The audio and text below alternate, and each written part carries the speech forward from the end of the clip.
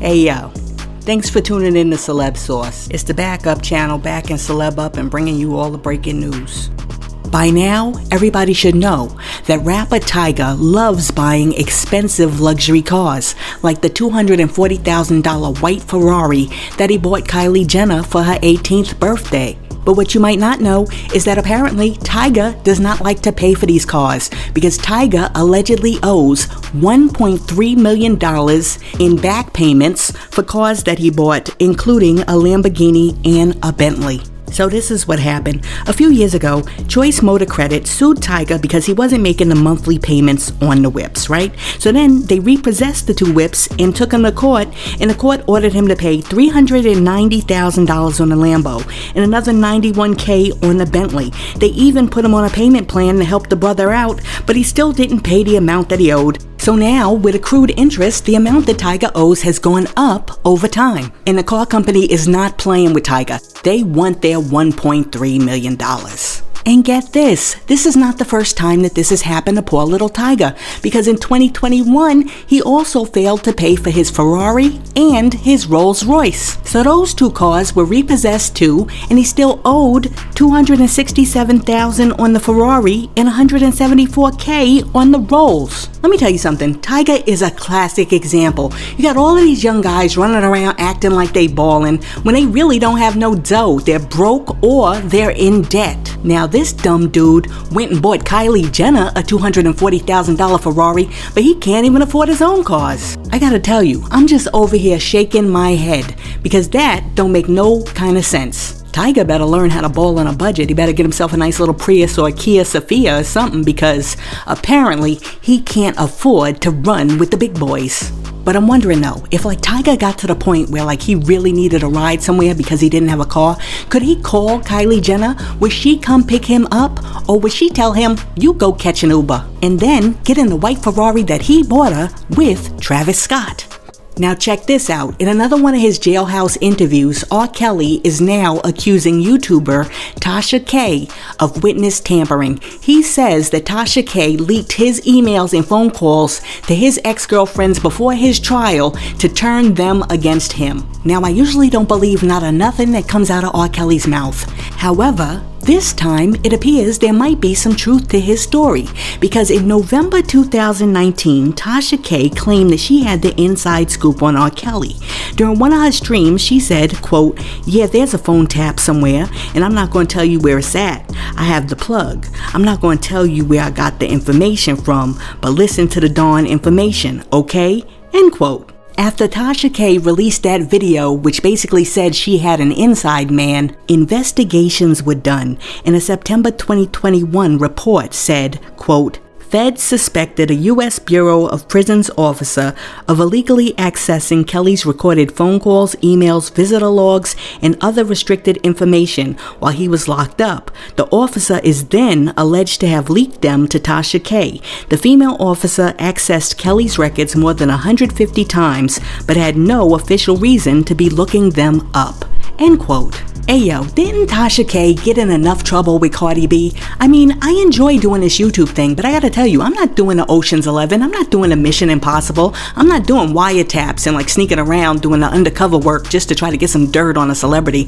That's not happening. I mean, it's gotta be certain boundaries, you know what I'm saying? Report the information that you know, but I mean, don't go around trying to find information on people by doing illegal things. That's crazy. If she did that, that is absolutely whack. TashaK better be real careful in these YouTube streets. I mean, we know Cardi B ran those pockets and she might need some coins. But when you're doing this YouTube thing, you gotta do it with a little bit of integrity. And you know what? While we're talking about integrity, let's talk about the 8 dudes who took plea deals in the YSL RICO case. In the beginning, 26 dudes were charged. 2 of them dudes have not been found yet. 2 other dudes cannot find attorneys yet. That leaves 22 dudes, but 8 of them 22 dudes took plea deals. Let's talk about what they did. Antonio Sledge, aka Monk Tonk, pled guilty to conspiracy to violate the RICO Act. He also pled guilty to possession of a firearm by a convicted felon. He stated that YSL is a gang and admitted that YSL members committed drive-by shootings and moiters were committed by the gang. He acknowledges that Young Thug was involved. In exchange for the information that he gave to ops, Antonio accepted 15 years probation and his firearms charge was dropped. Quantavious Greer, aka Unfook, aka Young Thug's brother, pled guilty to conspiracy to violate the RICO Act. He also pled guilty to theft by receiving stolen property. He has to testify, but he can invoke his Fifth Amendment. In exchange for this plea deal, he accepted a 12-year sentence with 2 years commuted to time served and 10 years probation. Sergio Kitchens, aka Gunna, took an Alfred plea which states that he believes that he's innocent, but he acknowledges that the state has enough evidence to find him guilty. Gunna admitted that YSL is a gang, and if he's called to testify, he can invoke his Fifth Amendment. For the good information that he gave to the ops, he accepted 5 years in prison with a 1-year sentence counted as time served, and the rest of the 4 years is suspended, but he has to do 500 hours of community service. Walter Murphy, aka DK, pled guilty to conspiracy to violate the RICO Act. He also agreed to testify truthfully to all statements that he's already made to the coppers. When he takes the stand, he cannot plead the Fifth when he's asked questions about statements that he already made. In exchange for his information, he accepted 10 years with 1 year commuted to time served and the remaining 9 years to be served out on probation. Woonie Lee, aka Slime Life Shouty, pled guilty to conspiracy to violate the RICO Act, and his attorney says you can call him to the stand if you want to, but what he has to say may or may not help the person who's asking the questions. In exchange for his information, Woonie accepted 10 years with 1 year commuted to time served and the remaining 9 years to be served out on probation. Antonio Sumlin, aka Obama, pled guilty to conspiracy to violate the RICO Act. He also pled guilty to 2 counts of conspiracy to commit a crime. If he's called to the stand, he has to testify truthfully to statements that he's already made, but he can invoke his Fifth Amendment in other areas. In order for him to get out of jail, he accepted 15 years probation. Alright, who do we got next? We got Martinez Arnold, aka Little Duke. Little Duke pled guilty to conspiracy to violate the RICO Act. He has to testify truthfully to any statements that he already made, but he can plead the Fifth when it comes to new information. Now this is weird because his attorney, Ashley Merchant, is also on Young Thug's witness list, which means that not only is she serving as this dude's attorney, but she can also be called to the stand to be a witness during the trial. Totally weird. Okay, in exchange for his information, he accepted 12 years with 2 years commuted to time served and the remaining 10 years to be served out on probation. Also, his 5 drug and gun charges were dropped. And last but not least, you have Trontavia Stevens, aka Tick, aka Slug. Slug pled guilty to conspiracy to violate the RICO Act. He also admitted that YSL associates sold drugs. He also admitted that he robbed a woman, which basically shows that Young Thug's lyrics about Slug robbing a woman is actually true, which allows them to bring in Young Thug's other lyrics. Slug also said that Thug wanted him to shoot someone, and this dude agreed to testify truthfully at trial, and he cannot plead the Fifth. And in exchange for all this good information that he gave the ops, he accepted 10 years with 2 years commuted to time served and the remaining 8 years to be served out on probation. And it's important to note that every one of these dudes has to be in the house between 10 p.m. and 6 a.m. unless given special permission by their probation officers. Now bear in mind, all of these dudes may not have to take the stand, but I can almost guarantee you they're going to call Sledge, and I actually think they're definitely going to call Trontavia Stevens. Let me know who you think they're going to call to the stand in the comments. And you know what? I was actually thinking about it. You know who could actually do some damage to Young Thug? That Lil Wayne. Remember back when Young Thug came out and he was talking about he was getting ready to drop the Carter 6 album and they had beef, and then shortly thereafter Young Thug's associate shot up Lil Wayne's tour bus? I gotta tell you, if Lil Wayne gets up on that stand and he basically keeps it 100, Thug is going down. Let me know what you think in the comments. If you were Lil Wayne, would you throw Young Thug under the bus? In other news, a 6-year-old student in Virginia went to school packing more than his lunchbox. When this kid got to school, he took out a 9mm and he shot his teacher. The teacher, whose name is Miss Werner, tried to block the shot with her hands, but the bullet went through her hand and hit her in the chest. In a statement given to the public, Newport News Police Chief Steve Drew said the shooting appeared to be intentional and not accidental. I just don't know anymore. I really do not know what in the world is going on. 6 years old. That kid is only 3 years out of the Huggies diapers. How do you go from like holding a bottle and like drinking a little milk to all of a sudden becoming a shooter? How does that happen? Listen, I was thinking about this and I'm like, can a 6-year-old actually form intent? Is that possible? Do they have that ability?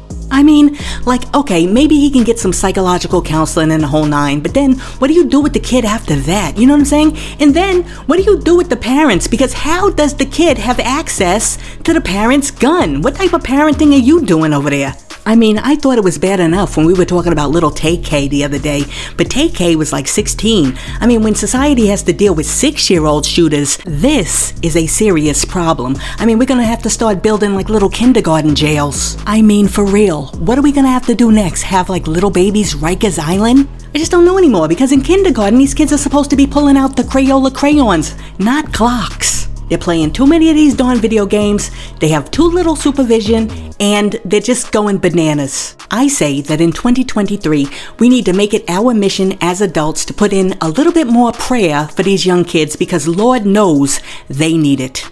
And while we're talking about young humans who need to be stopped, Bad Baby is back out, and she said that anybody who subscribed to her OnlyFans the day that she turned 18 needs to be locked up. Bad Baby joined Barstool Sports Sunday Conversation in December, and she was talking all about the hype surrounding her OnlyFans account. And if you remember, she claimed that in the first 6 hours of launching her site, she had over 1 million subscriptions. Well, during the conversation, host Kayla Presley asked Bad Baby if she had joined OnlyFans the night of her 18th birthday in March of 2021. And Bad Baby said, "I think so, yes." Then Presley went on to ask, "And people subscribed right away?" And Bad Baby said, "Yes." And then Presley was like, "And do you think that the people who subscribed right away should be in jail?" And Bad Baby was like, "Yes." Well, Bad Baby's response to that question sparked some serious debate online about the explicit photos that she has posted on OnlyFans. And a lot of people were upset with her answer, because they're like, listen, you financially capitalized on the opportunity and you allegedly raked in, like $53 million in the first year? And according to her, she took home about $42.3 million in revenue. One person on social media who really was not feeling Bad Baby said, quote, "At Bad Baby, you out here talking about men should be jailed for subscribing to your OnlyFans page when you turn 18, but them same dudes you spending their money and putting it into scholarship funds, people, give them their money back," end quote. Look, I totally understand where Bad Baby's coming from, but I also understand where the people who don't agree with Bad Baby are coming from, because listen, you're the one who posted the pictures and you were of age. I mean, at the end of the day, you are contributing to the problem. Now, don't get me wrong, I think it's very cringy that a whole bunch of dudes waited online to see some girl who was just now getting ready to turn 18. That says a whole lot about you, and none of the stuff that it says about you is good. I'm so serious right now. If you were one of those dudes that was sitting there like watching a clock at like 11:59, waiting for this chick to turn 18 at like 12 a.m. so you could get a look at her, you are 1 second away from being a serious perv. You are officially RKelly light. However, the law is the law, and 18 is legal, and Bad Baby put herself out there. Now, as far as getting the money back, listen, once you see the tatas, there are no refunds. You can't take a gander at the buns and then try to get a refund. Absolutely not. A deal is a deal. She provided a service, you took the service, you pay for the service. You can't get that back. In all honesty, I am not a fan of Bad Baby, okay? I just think the chick is an idiot. But then, at the same time, she might be the smartest, dumbest person that I know, because she took her 15 minutes on Dr. Phil and she parlayed that into millions and millions of dollars. And on top of that, if you look at her YouTube videos, they get millions and millions of views because she got y'all out here really thinking that she is a rapper. I don't know, Bad Bobby, Booby, Baby, she just frustrates me because I have no respect for the rap skills. Absolutely none. And then I look up on the screen and her music video has like 50 million views, 100 million views, 150 million views. What the heck is going on? Hey yo, on to the next topic. Gillie the Kid has something very important that he wants to say to all of you old heads who are out there trying to dress like you are still mad young. Gillie the Kid said, quote, "To all you old heads that's running around trying to live y'all second effing childhood because you finally came up on some effing money at 41 years old, 43 and a half. Now you running around with all the designer-ish on, all the big A sneakers trying to act like you a cool A old head. You're not. You're corny, ninja. You always been corny. Ain't nothing gonna change that. You a CMF for life, a corny MFer, and you know who know that you're corny. All the MFers that knew you before you was 41 and a half years old and finally got your effing life together and got some money. Now you running around here, you think cause you got a nice car, you got them big A Balenciagas on that you ain't supposed to be having? No, you're too old for that ish." End quote. Wow, Gillie the Kid sounds like he woke up on the wrong side of the bed this morning. Grandpa is not happy. Pawpaw is not happy. Listen, I don't know, is Gillie the Kid right? Should dudes in their 40s retire the sneaker game and the skinny jean game and basically put on the penny loafers and the slacks? And should chicks in their 40s retire those half tops with those black jeggings or leggings that they rock with the size 7Y Jordan 1 mids that they know darn well don't fit because they actually wear a size 9? Hey yo, let me know what you think in the comments. Yo, thanks for tuning in to Celeb Source, your source for celebrity news. Be sure to like and subscribe to the channel. Peace.